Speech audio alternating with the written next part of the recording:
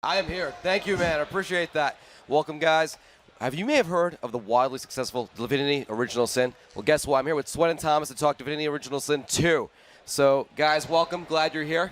Thank you. There. Before we go anywhere, though, congratulations. This morning, you guys hit $1 million on Kickstarter for what seems to be like a gigantic sequel. So, I mean, we have a lot of ground to cover, it seems, in this very tiny segment. We'll do our best, but yeah, it was fantastic. We were having coffee this morning, and then that counter just went to $1 million. It was really good. So, before we get started, can you tell the viewers about like the Divinity Original Sin, like what the series is about? Divinity Original Sin is a top-down, turn-based RPG in which you can play cooperatively and on your own, of course. It features a lot of RPG systems. It basically is like a pen and paper RPG on your computer, which you can play with friends or you can play alone. So it is absolutely amazing. I have put so many hours into the first one, and when I saw the enhanced edition last year, that was amazing. But now, can we check out what's going to be new in Original Sin 2? I'll do my best. There's a lot, so I'll try to do it as fast as I can. All right, so one of the new things is that you can play as different races. So in the beginning of the game, you're going to be picking your origin story, your race, as well as your character traits, your looks, etc.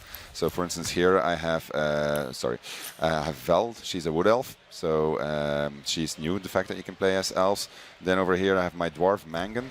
It's also new, you can play as dwarves, you can play as a lizard.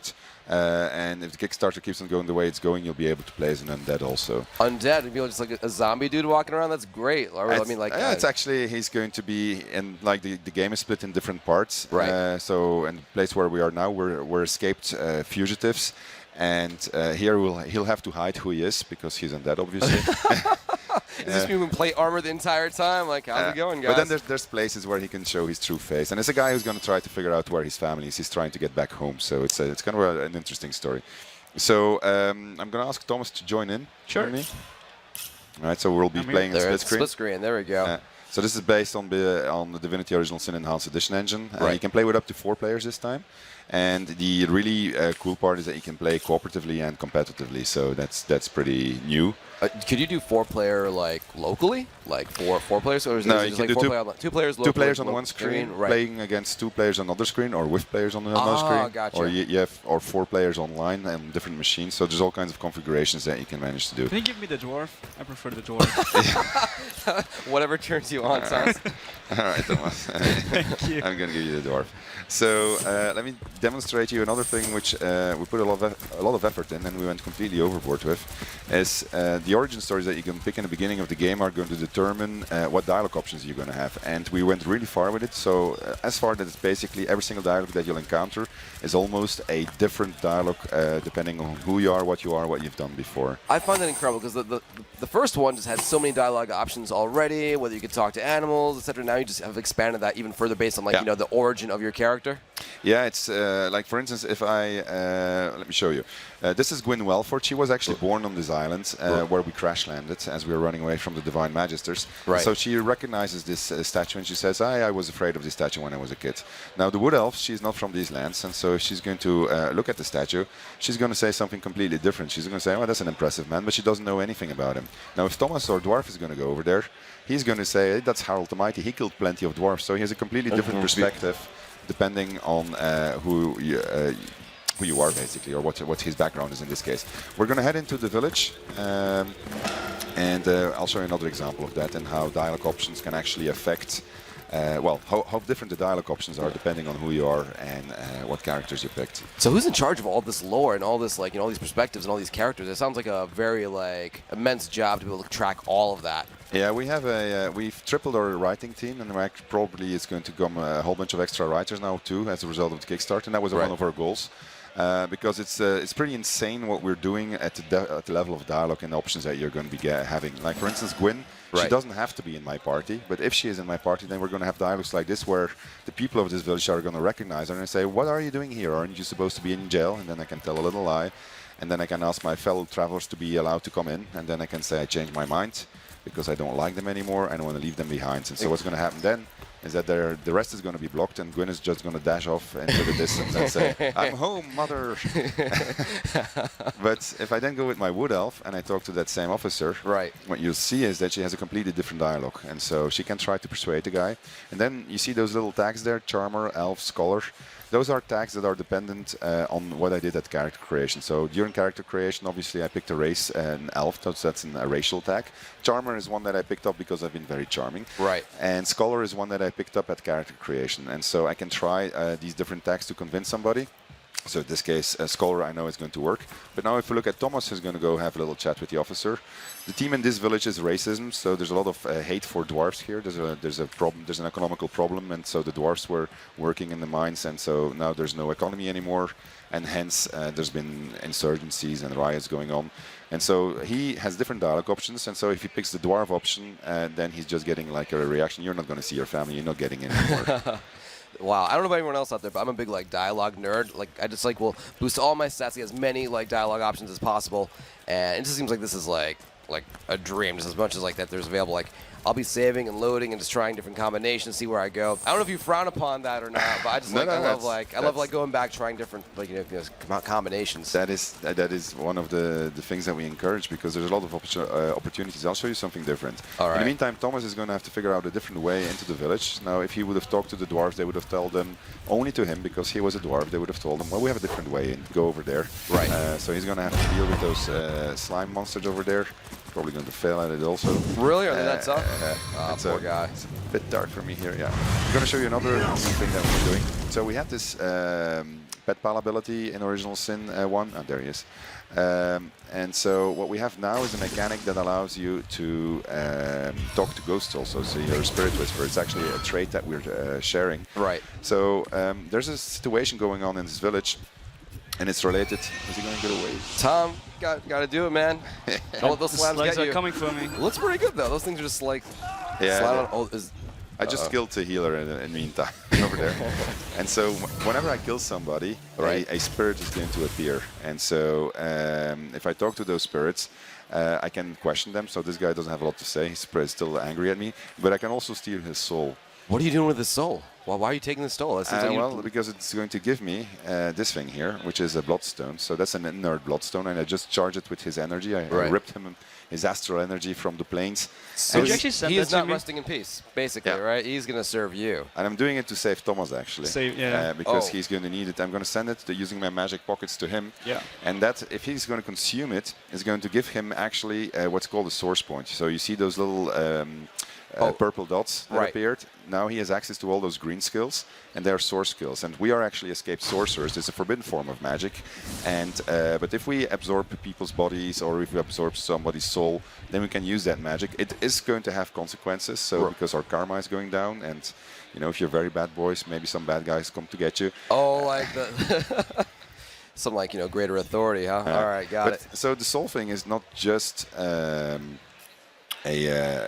mechanic which allows me to get source points. It's also a mechanic that I can use actually in gameplay. So the big deal in this entire village is the fact that everybody's trying to figure out who has poisoned the mayor. And I just killed the healer of the mayor. Right. And this is the mayor. So I'm going to try to figure out who it is that poisoned her. She was still alive by killing her. And this is a shortcut to a quest, right? So it's abusing the systemic. But now I can ask her, who poisoned you? Can ghosts just not lie? Is that the... No, they're going to tell you the truth. Oh, wow. So it is this, and so it's part of it. But the thing is, my karma is going down again and again and again. And so there's a limit to what I can do like this. I'm curious what happens when you just reach these moral limits. We're not saying that yet, because it's going to be very cool. It's so cool that we can't actually mention it on air. No, the game is still like 15 months out, so this is still very early days. But I prefer to show it rather than tell about it, what's going to happen. Gotcha. So she tells me who the guy is, then I just steal her soul too, so I'm like really deep, dark karma territory. That is pretty deep, man. Like, thanks for helping me out. I'm just going to steal your soul now. But So let me show you one last thing. I don't know how much time we have left. We got about like... Got some 7 minutes, 5 minutes. We're good. All right, that's pretty good. Yeah. So then I'm going to try to make Thomas's life a little bit miserable. You just sent him a soul to help him out, and now you're just going to do the complete opposite? Well, yeah, we have this thing called competitive questing. So Thomas could have sided with the dwarves over here, and I could have sided with the humans, and we could have been on different sides of the quests. And so what would happen then is, hold on, let me split up my party so I can rapidly switch back afterwards. What would happen then is that I would race to try to find evidence that it was a dwarf that was responsible for the murder. I would forge evidence. Right. And he would raise that it was actually my mother of Gwyn who was responsible, trying to forge evidence against her. And though, of course, I could have also found the true culprit, and that one of the ways of doing that was killing her. But I could have talked to her dog also, who would have given me a hint, and so and etc. So. Talking to animals is an ability in the game, which is really cool. I highly suggest it. It's just so much fun. All the dialogue options you get from all the animals is just like hilarious sometimes. But now here's a question though. So the competitive questing seems really cool. I've never seen that in like in any game, which is incredible.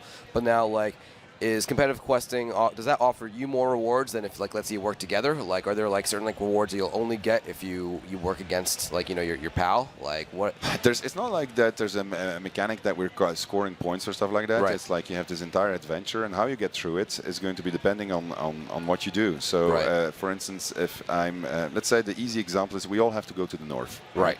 And we go to the north because there's a guy over there. Now, you might want to go there because of your origin story, because he's your father, and you want to meet your father. Right. I want to go there because I need to assassinate him.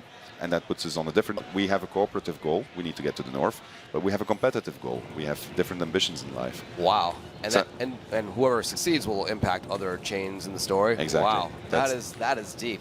That's pretty much what we're trying to do. So now, once you start competitive questing, the fun really begins, because what I can do is I can now abuse all of these mechanics that we already introduced in Original Sin and the Enhanced Edition.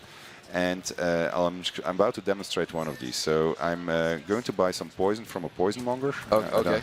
I don't have enough money, so let me just... Sell some important goods. Yeah, so let me do that, and then I'm going to... I'm playing with a controller, by the way, but you can also play with the mouse and keyboard, of course. So just because sometimes people ask about that.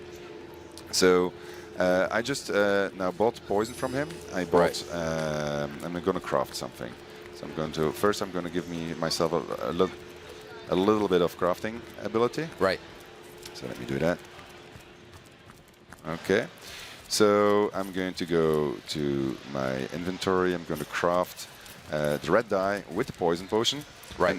And so as I do that, what I'm going to get is a new healing potion, except that there's poison in it. And so what I'm going to do now is I'm going to, since Thomas is still my friend, I'm just going to plant it in his pockets. That's still your friend for now. And then as we get into, I don't know if Thomas, if you're going to make it in time. I don't know. I died already once. So. All right, so you're not doing very well, are you? Not super well. Well, how do you handle, like, in Origin 1, Original Sin 1, like you... when you died, you have to be resurrected through a scroll. Is there a different way to handle that in this game? Or? If you're playing in single player, you still have to figure out the same thing. So you have to be resurrected through a scroll. The same goes in multiplayer, except in multiplayer, there's an option to resurrect, but it's going to be at a price. So there's going to be a cost. Right. Wow. So it seems so ambitious, and you guys are 15 months away, and the Kickstarter's kicking like serious ass $1 million. So where can people go to find out more about Divinity Original Sin 2? They can just go to Larian.com or just go to Kickstarter and search for Divinity Original Sin, and there's like a very extensive write-ups of what we're doing. I googled it and it was like first result, and the game seems incredible. If you're here at PAX, you can go up to the 6th floor it's on the 6th floor. You can check it out. You can play it out yourself. I'm gonna do some competitive questing, dude. I'm gonna screw over the other players real bad. So Swen, Thomas, thank you so much. Thank you, Game sir. seems incredible. Thank you. Can't wait to get my hands on it. And yeah, I'm going to be 6th floor soon. So guys, hang tight. We're going to take a quick break, and we'll be right back. Thanks, guys.